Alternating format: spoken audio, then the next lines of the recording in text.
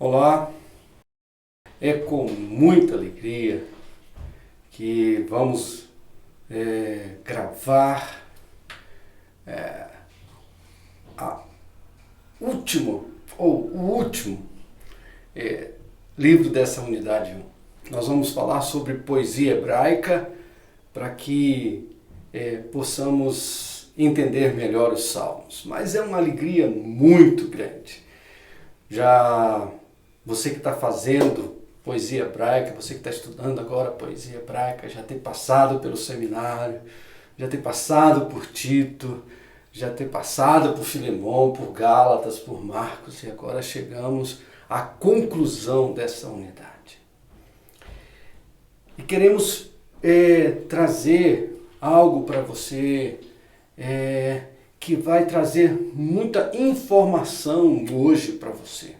Mas cuidado para que essa informação só fique como informação e não gere transformação de vida.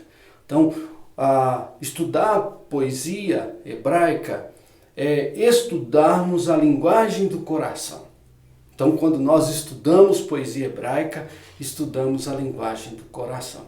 Então, fica aí o meu desafio para você perseverar, continuar firme. A unidade 2 depois vai estar prontinha para você. Então nós vamos estudar poesia hebraica, ok? No seminário, aquilo que nós fizemos há um bom tempo atrás, você estudou uma lição chamada, o número dessa lição era a lição de número 13, e eu queria encorajá-lo a imprimir essa lição ou mesmo parar o vídeo onde você está assistindo e pegar essa lição para você refazer esta lição. Não refazê-la na totalidade dela, mas para você entender a importância de se compreender um gênero literário. Então, em toda a literatura, em toda a Bíblia, nós temos vários tipos de gêneros literários.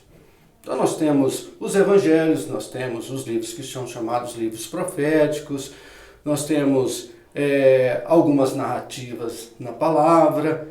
E então em toda a comunicação existe o significado e existe também, além do significado, existe a forma, ou seja, como que esta mensagem, como que esse conteúdo foi transmitido.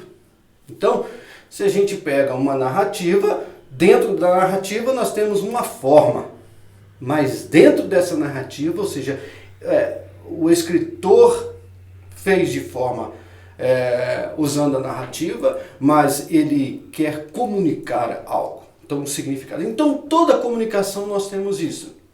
Nós temos uma forma, ou seja, a forma que a mensagem está introduzida.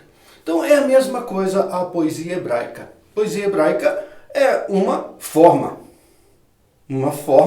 de transmitir um conteúdo. E esse conteúdo que é a base para nós, estudantes da palavra, termos a melhor interpretação. Quando nós pegamos uma literatura e que seja uma carta, e nós lemos essa carta como uma narrativa, nós vamos perder muito quando nós formos fazer qualquer tipo de interpretação. Então, a poesia hebraica é uma literatura, é uma forma que está na palavra, e olha, só para questão de informação sua, 1/3 de todo o Antigo Testamento foi escrito na forma de poesia hebraica.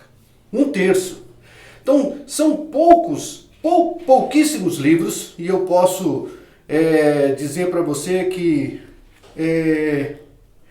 não é uma matéria fácil, não é fácil de se encontrar a poesia hebraica, mas é fácil quando você estuda, por exemplo, os Salmos, quando você estuda Provérbios, quando você estuda Jó, quando você estuda Cantares, e eu vou passar alguns textos que você tem, que nós temos na palavra, onde nós temos poesia hebraica. Ok? Então, a importância de se compreender ela é porque nós precisamos fazer uma boa interpretação, ok? Então, a poesia hebraica, ela foi... o bispo Robert Lloyd, em 1753, isso você não precisa se preocupar, está na sua apostila,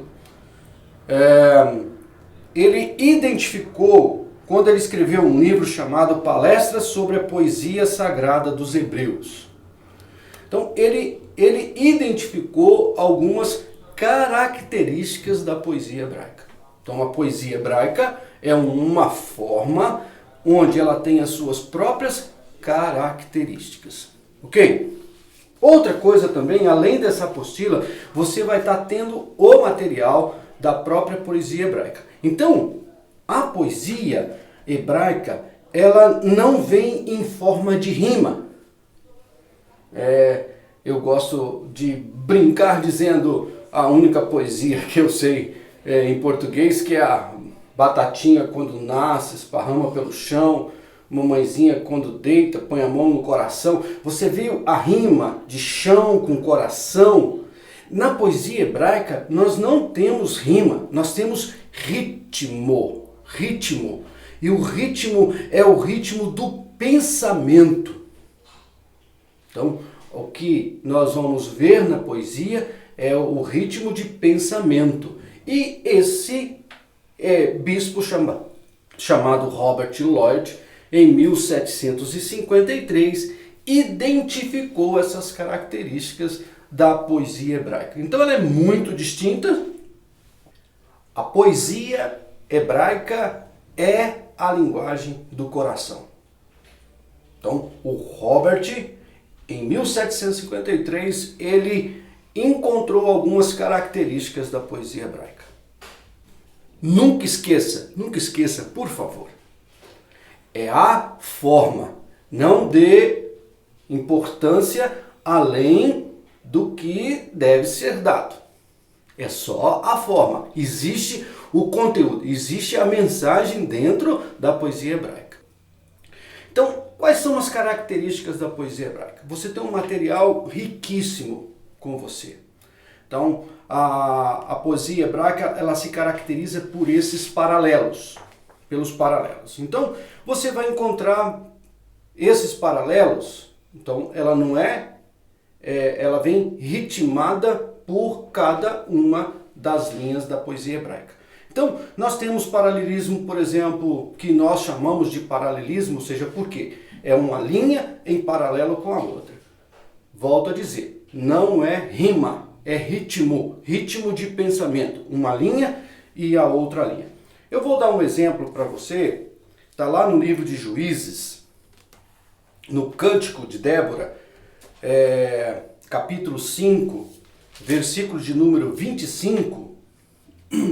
Olha como que a poesia hebraica, ela difere da nossa poesia ou da poesia ocidental. Então ela diz o seguinte: água pediu ele, leite lhe dei ela, em taças de príncipes lhe ofereceu nata.